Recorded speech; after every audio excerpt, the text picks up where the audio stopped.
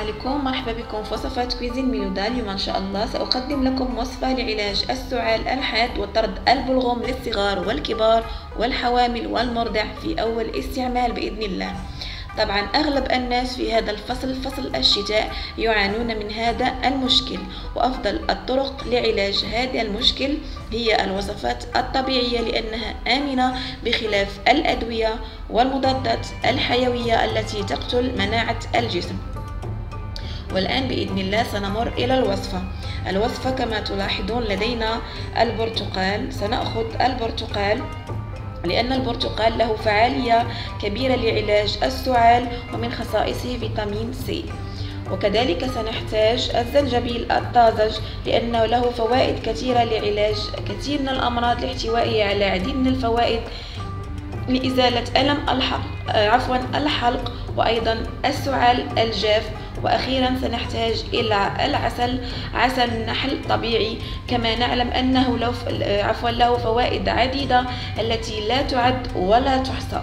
والآن سنمر إلى طريقة التحضير. كما قلت كيفية استعمال هذه الوصفة، قمت بتقطيع البرتقال إلى نصفين، ومن الأفضل أن يكون البرتقال كبيرا.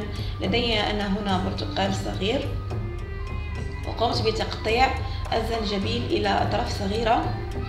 وهنا لدي الماء تقريبا نصف كأس من الماء. سأضع 3 قطع فقط من الزنجبيل، 3 قطع. وسأضع البرتقالة، سأضع على هذا الوجه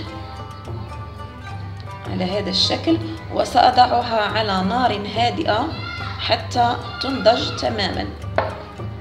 عند نضج البرتقالة سنأخذ فقط البرتقال ونضع فوق سطحه ملعقة من عسل النحل، ملعقة من عسل النحل فوق سطح البرتقالة، ونتركها دقيقة حتى يتشرب العسل بكامله. ونتناولها مرة واحدة في اليوم فقط في الليل. ومباشرة عندما نتناولها نذهب مباشرة إلى الفراش بعد تغطية الجسم بكامله وتدفئته. نقوم كما قلت بأكلها. فهذه الوصفة جد فعالة لهذا المشكل. مدة استعمال هذه الوصفة 5 أيام فقط، إن شاء الله ستحصلون على النتيجة. فهذه الوصفة جربتها أنا شخصيا لأنني مصابة بهذا بالسعال والزكام، وبإذن الله ستكون نتيجة كما قلت.